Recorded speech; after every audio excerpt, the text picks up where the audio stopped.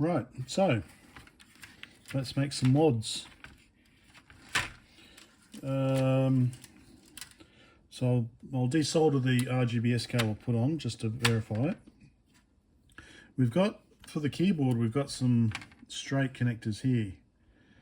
So I might be able to put some pin headers or something here to make the, so these are staggered, but these are in a straight line. So I could wire from here and then plug into the board, and that would make the keyboard removable as well. So stop this kind of wear and tear. So what have we got there? 1, 2, 3, 4, 5, 6, 7, 8, 9, 10. So there's a 10 and a 1, 2, 3, 4, 5, 6. Oh, I think the biggest I've got is an 8. There's an 8-way. I'll do 2 5-ways or something. Anyway, let's just get these off.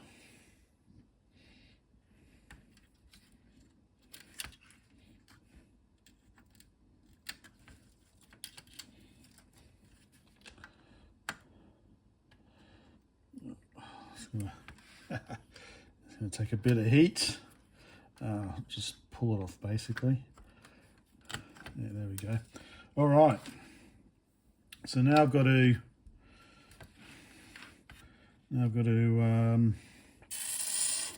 desolder the DIN sockets. Desolder the DIN sockets, and then the modulator, and then I should be able to bring the board out. Okay. So the sockets have got some sort of protection on them as well. So I'm thinking maybe I'll just easiest is just to snip them actually. Because I was thinking of just soldering in some wires. So I might do that, yep. So I'll just snip them off the board. Easy done.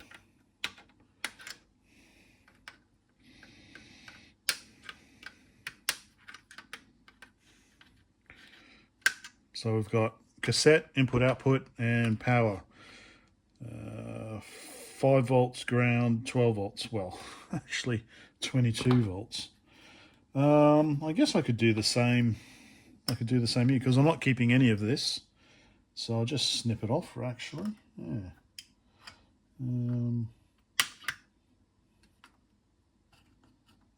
Composite that doesn't work. And then some screws.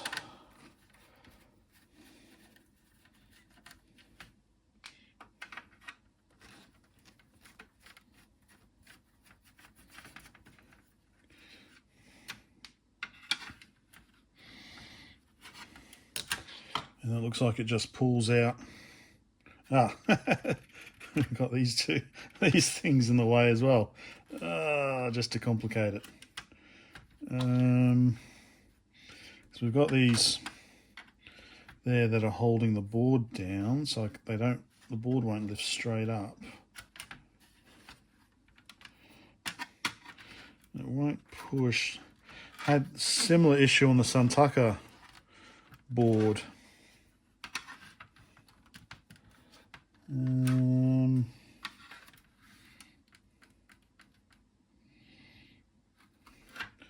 So it's got to lift up. It's got to lift up to get over here.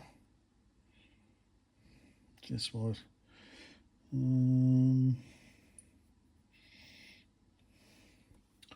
I might check. Just double check. I'm pretty sure it should be 2.54 mil. But maybe I'm thinking of snipping these wires off as well, just to get the keyboard out of the way. Let's see. I was lifting up.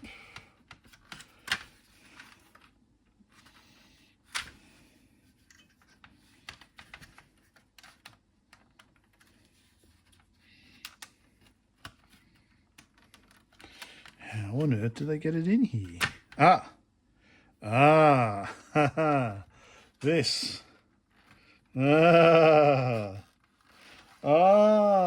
This whole thing lifts out. Dum.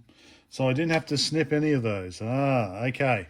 Learning lesson for you guys. There we go. So I can actually give this a wash. Okay. Okay, so there was no need to snip these. So no harm, no foul. I'll just solder them back together.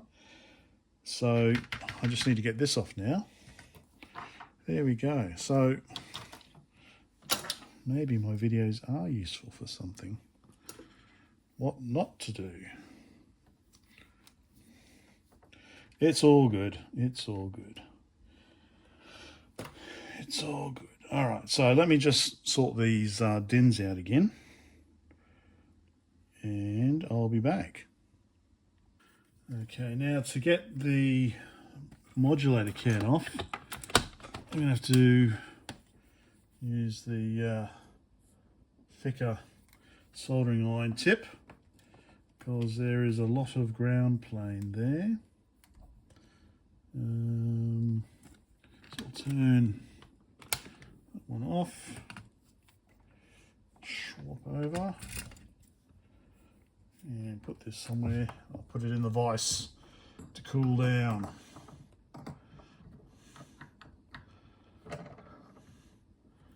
There, that should absorb a bit of heat. So get this out of the way. So yeah, we've got quite a bit of solder there to melt to get this can off. But then after that, I think it's a pretty, well, putting the buffer on here, the SEM4LS 244 looks pretty easy. It's just redoing these ones to put a socket. Redoing these ones to put a socket in. I don't know. I might have a socket handy. Otherwise, I have to get one from Jacquard. And while I've got this out, actually, I can have a look at. So we've got Sinclair joystick and Kempston joystick. So I could look at maybe rewiring one and sticking a DE9 socket there. Okay.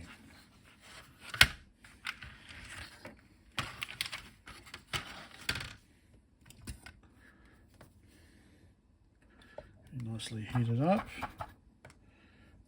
Actually, what I need is the knife. Stick a knife. Just stick it under there to wedge it up.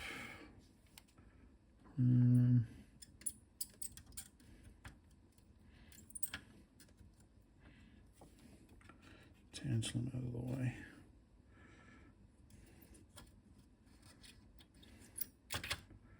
Okay, don't melt the capacitor. Anyway.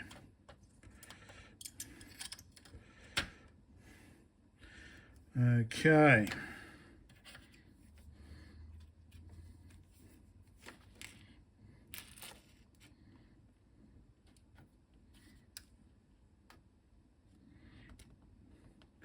I could probably, yeah, no need to film this, but okay, this is heating it up quite nicely.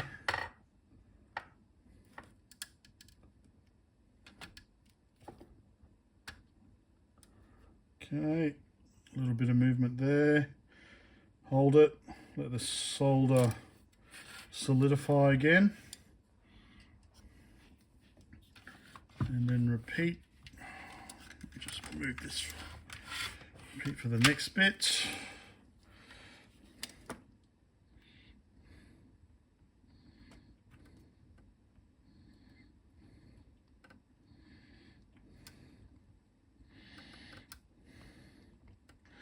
Come on. All right, it's going to take a little while.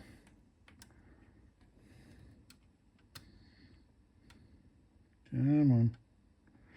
Sometimes it helps to add new solder to it. There we go, getting some move, some melty happening.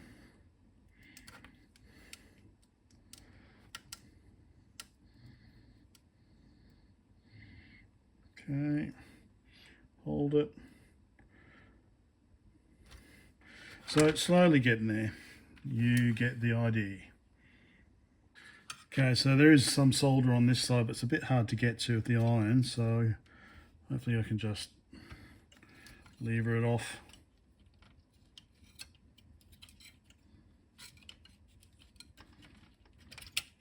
And obviously had to disconnect the two wires here. Very hot still. There we go. Okay, so it broke a little bit off, but that's okay. Still plenty there. Okay,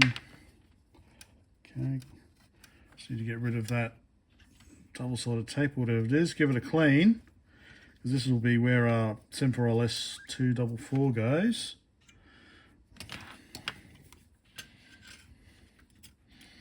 You'll probably spread it out or use the desoldering iron. Okay, now to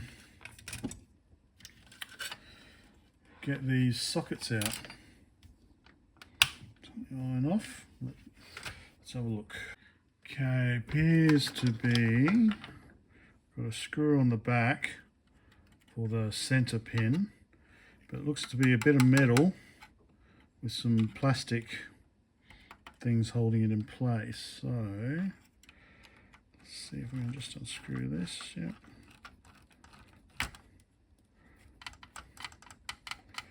We don't need either of these because composite isn't working.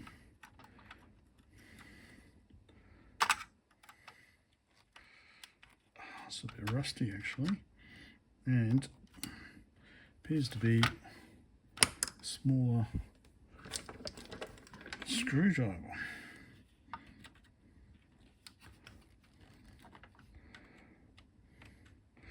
Well, not that we need to. Well, we don't need to remove that one. It's just this one really, because that's where the other din went. And the pictures. Well, actually, I think that's an official kind of mod. That's how they did RGBS on this Didaktik. Oh, this keyboard's annoying me. Does that push in or push out of something? Okay.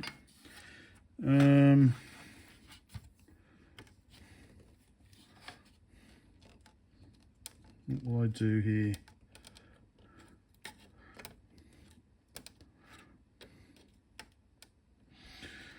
So I don't really need either.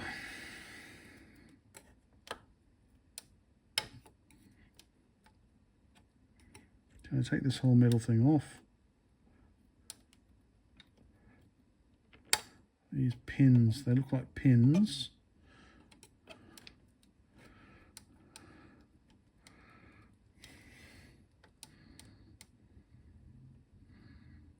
Okay, let me figure this out. Okay, I've got the center pin out just by pushing through. I'm thinking this plastic might pop out that way.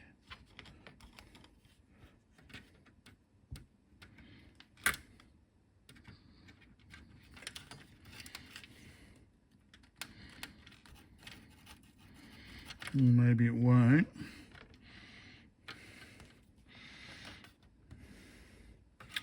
Okay, I can see the outer part, metal part there. So I guess I don't know how it's attached to that. I'm assuming it's probably attached well somehow. Oh, this little one might be popping out. Is that popping out? Is that a pin?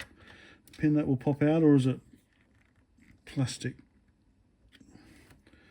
kind of thing?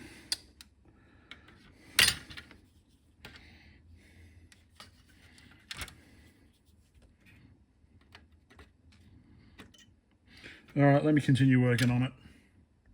Okay, it does indeed look like that this bit of plastic pushes out through that way as well. You can see it in there, so I reckon we can push it out through. And then this is kind of attached to this metal bracket at the back here, so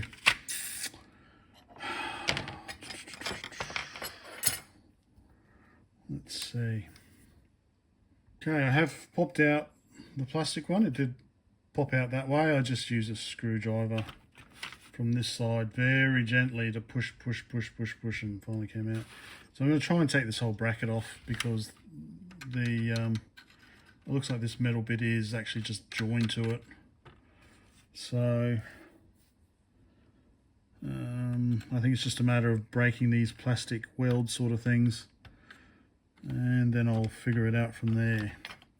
How I'm going to fix it. So if I snip that off, I was hoping that they're kind of pins, but they're not really budging much. To try and take them out, so see now that's coming off over them, over the top of them. So I just need to do, there's one down the bottom there.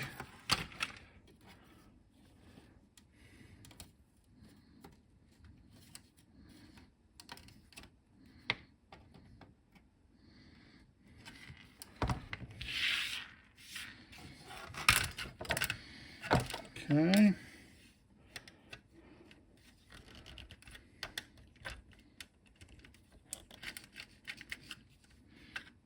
Oh, okay, so this is sort of,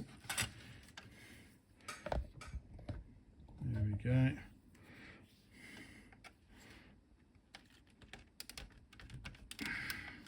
Carefully.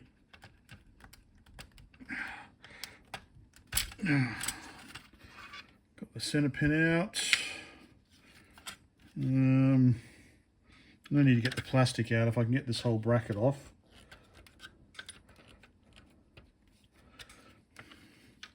Although, yeah, if I can, need to pull it away from the board a bit.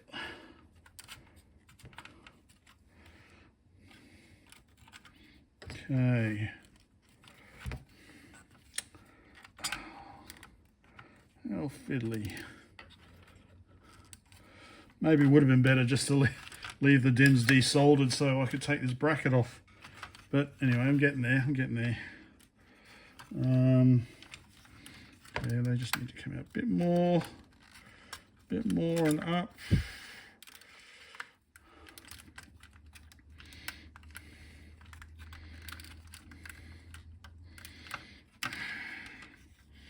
Almost there. Come on. How do you want to come out?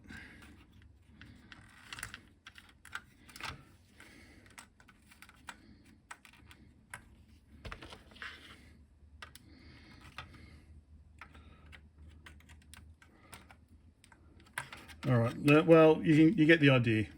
Very gently levering these out. Finally, got it out. Bit of rust on there, isn't there? Okay. Now with bloody keyboard dangling all over the place, we've got our two holes there. So basically, I just need to enlarge this one a bit so I can fit a socket in.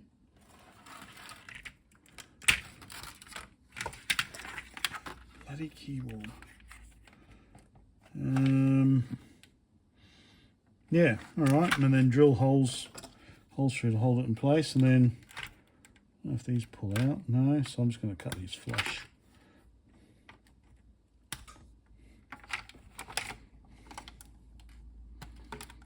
Yeah. All right. Fingers crossed I don't have a DIN. I think I might have a 6-pin DIN. No, I think I went and bought some for the partner. If I don't have any DINs, then I don't have to continue tonight. Let's see. So I do indeed have 5-pin DINs, panel sockets. Bugger. Okay, So,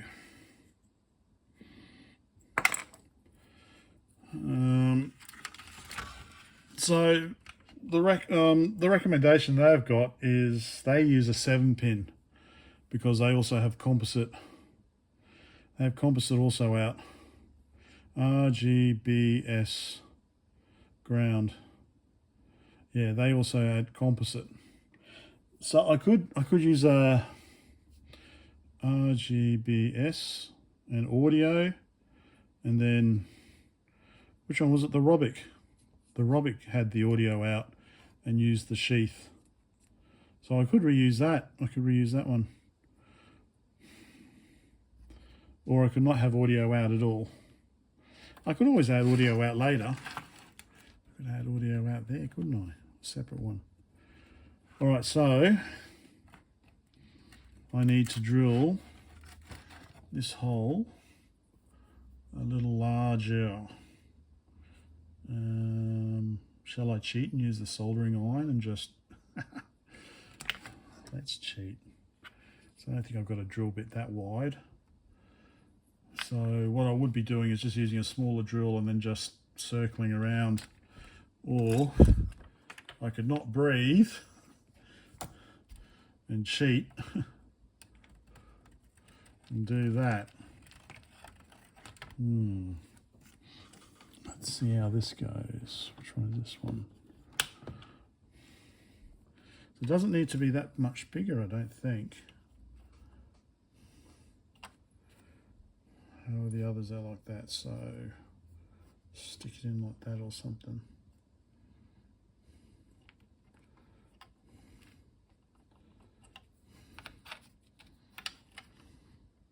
All right, let's see. If you want to watch me melt it.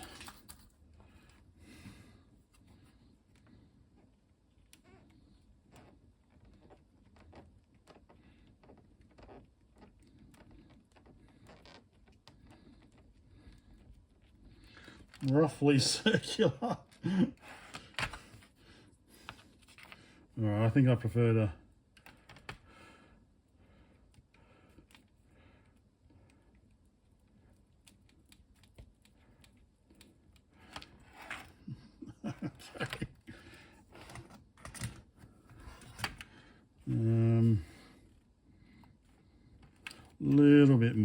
little bit more. All right, so that's what I'm doing. So I'm not going to show you the whole lot. I'm sure I'll get enough comments as it is. All right. Okay. After a bit of effort, there's the new socket.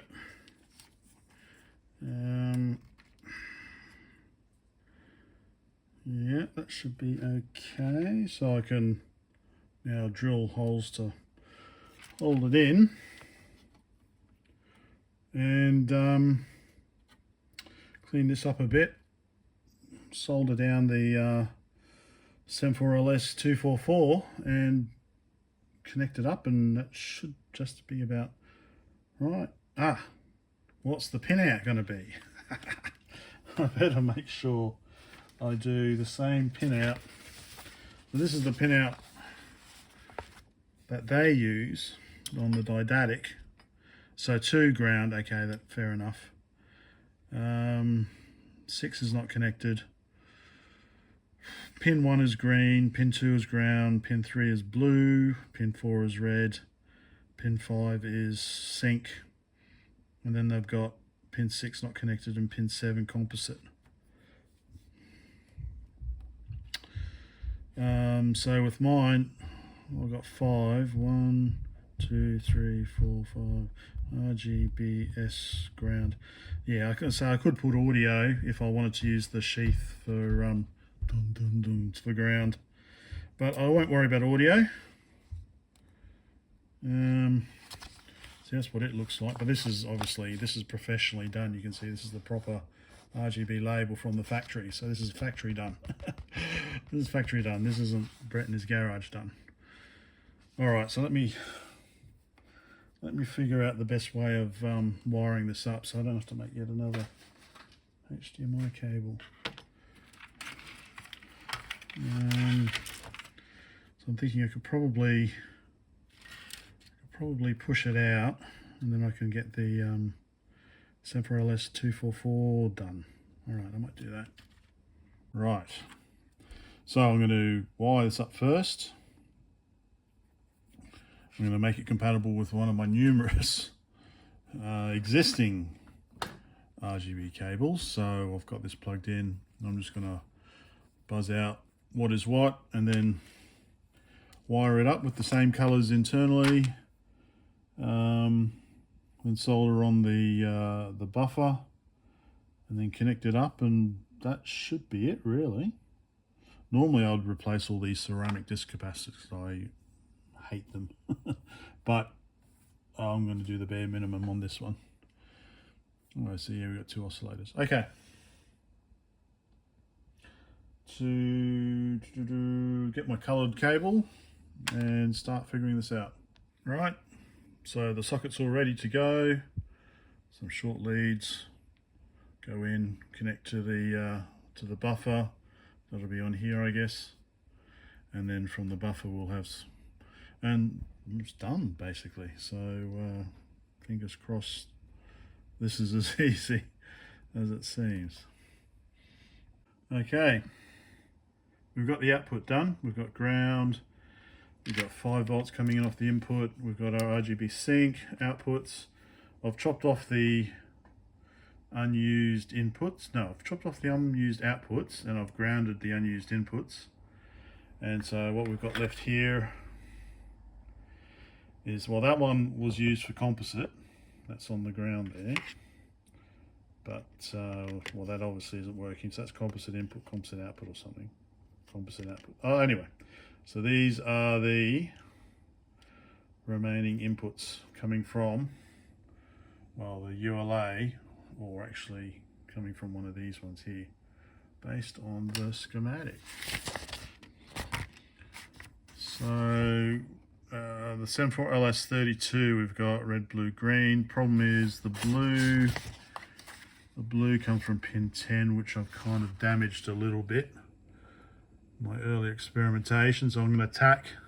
So unfortunately, blue goes from the ULA to a via, and then across the board, underneath the board. But unfortunately, I damaged the pad, and I couldn't get the solder to join up. So I'm just going to tack on blue there, and the other ones I'm going to probably tack onto the 74 LS 32. Oh yeah, where I've tacked them on before. Anyway, let's just do it. Okay, here's the end result. Blue, green, red, sync. 5 volts for the buffer, ground.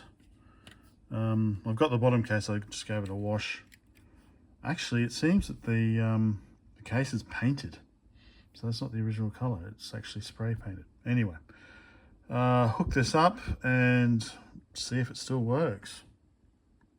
Okay, power on.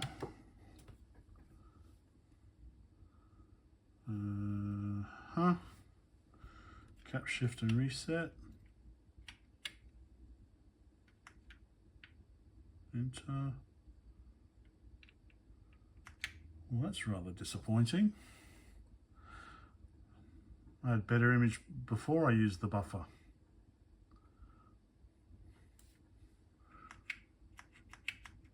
Oh, okay, so I can see, okay, red, okay, have I got,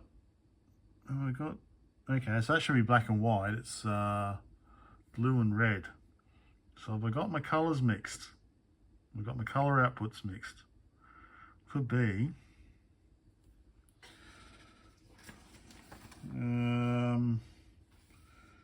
Red comes out of ULA pin 11 and into the 74LS32 pin 1.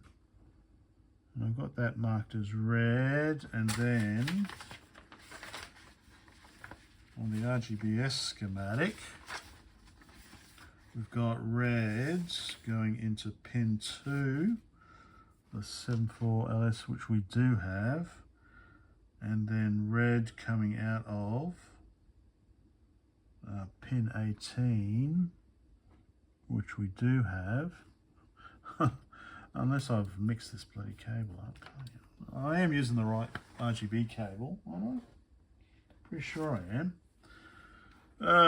Okay, so that could okay, so if I've got sync in the wrong place, then that could also explain why. Alright. Troubleshooting time. Let's see where I've screwed up.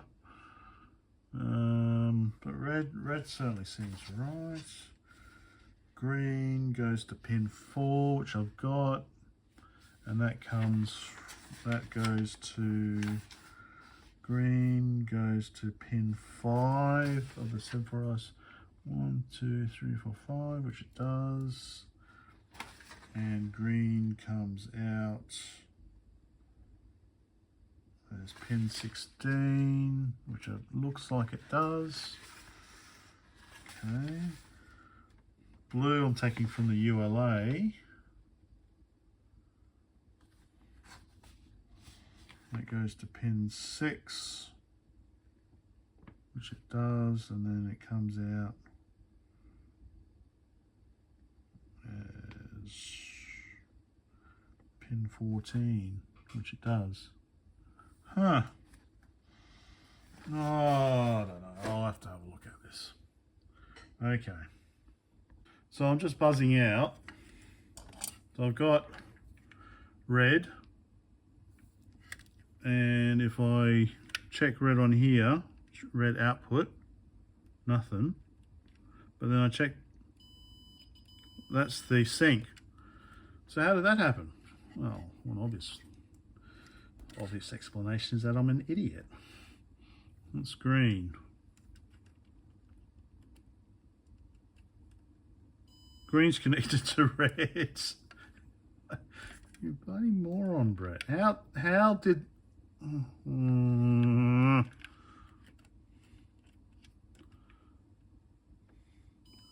Blue's connected to green. Oh man. Well, we got ground right at least. Yeah, ground's okay. And what's sync connected to? Sync's connected to blue. Far out, man. So, okay. It's another cable. Unless, unless I've got another cable. Let me check my other sync cables just in case.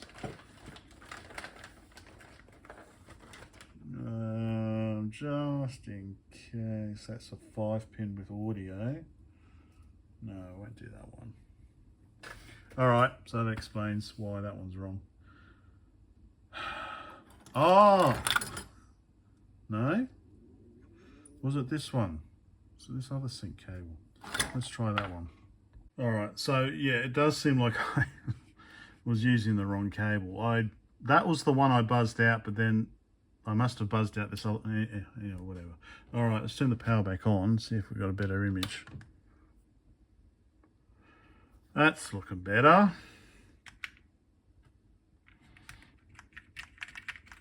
Okay, very good.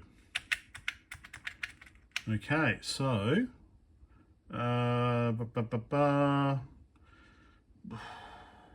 think that'll be it for this one. Next part, we'll load some software.